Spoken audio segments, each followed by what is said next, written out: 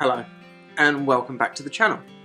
It's been a little while since I've talked about auto trading.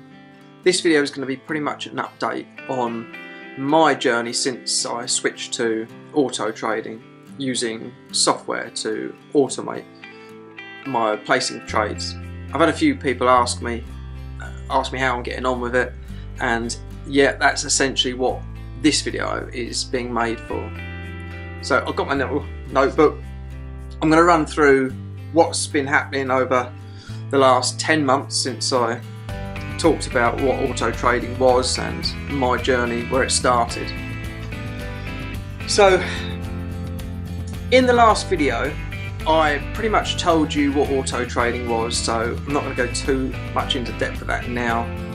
I'm using software, I program it to trade, to send orders to the broker, and that's so very minimal interaction from me manually as far as placing trades. Well, how has it been? How have I been getting on? I'm going to talk about since the start of 2017. In 2017 through to December 2017, it's now just turned February. The last month, slightly over a month, I haven't actually been trading, and I'll discuss that a little bit later on. January through to March wasn't a very good time for me. That was the worst part of 2017. There was a reason for that. I got carried away. I was developing lots and lots of strategies, and I'm just being slightly impatient, not putting them in incubation, what I call it. Rather than putting them live using really small amounts of money to test them, see how they worked, I got a little bit impatient, and I thought that the more strategies I'd run in, the better.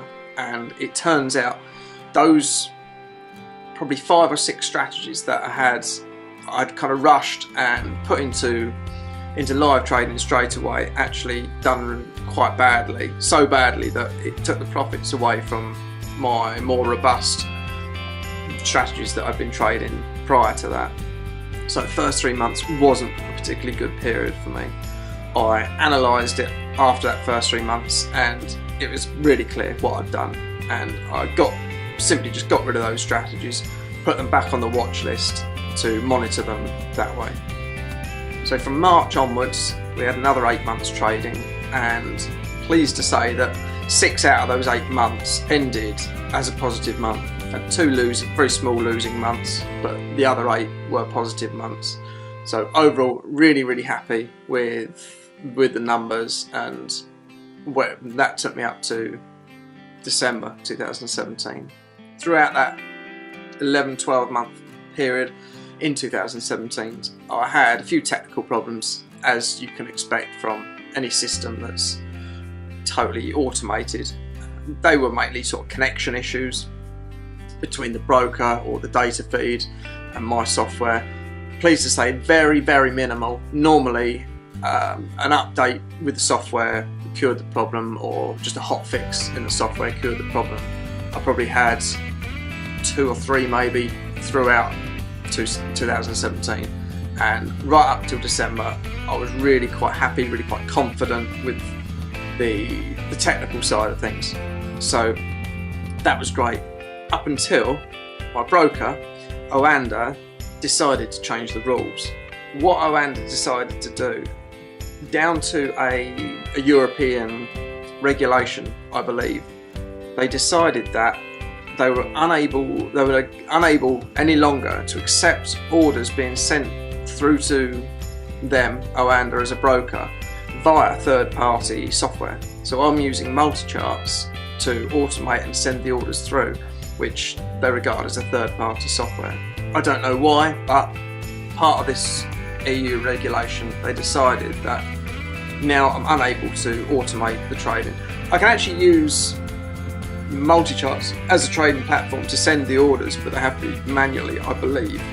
So this was a bit of a blow, because I'd spent well over a year, maybe 18 months with Oanda, trading, getting the connections right, really understanding the broker as a broker and their platform and how things work.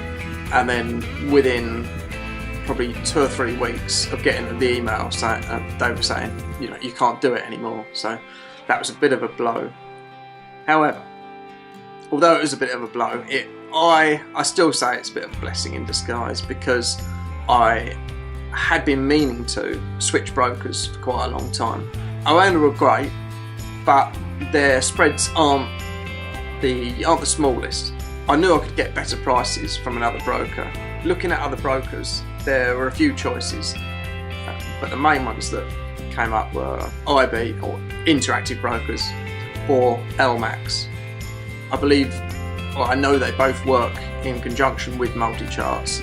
So as IB was the most popular one, offered the most instruments to trade, that's the one I decided to move to. After setting up the account with Interactive Brokers, which I actually found pretty long-winded, shall I say. I might even do a video dedicated just to setting up an account with Interactive Brokers, because it's quite different to all the other brokers I've ever set up accounts with. Now I'm set up with Interactive Brokers, I'm just learning how to use their platforms. They've actually got many platforms, which is, I suppose it's useful, depending on what platform you want to use, but it's actually quite confusing. So I've actually plugged it into multi-charts, running through another thing called IB Gateway, which allows the connection for the API. And at the moment I've been trading with very small amounts. I've actually they give you a paper trading account as well. I've been using that just to iron out all the technical issues, and at the moment I am having disconnection issues within the morning, but I know that there's many people that are using Interactive Brokers and multi-charts seamlessly, so I've got all confidence that I'm going to iron those problems out within the next few weeks and be trading back as usual. Well, that's pretty much the update video. I've told you how I got on this year, how I've had to stop using Oanda as a broker. I like Oanda as a broker, but now I've had to move to Interactive Brokers. Got a few teething problems with them, but they do have really good prices, lower spreads. Hopefully that will give me more profits at the end of the month and at the end of the year. I hope you've enjoyed the update video. I'll be doing some more videos in the future, and as usual, let me know what you want me to talk about down below. You can have a look around my website, thetransparenttrader.com, and please like and subscribe if you thought this video was useful. Thank you.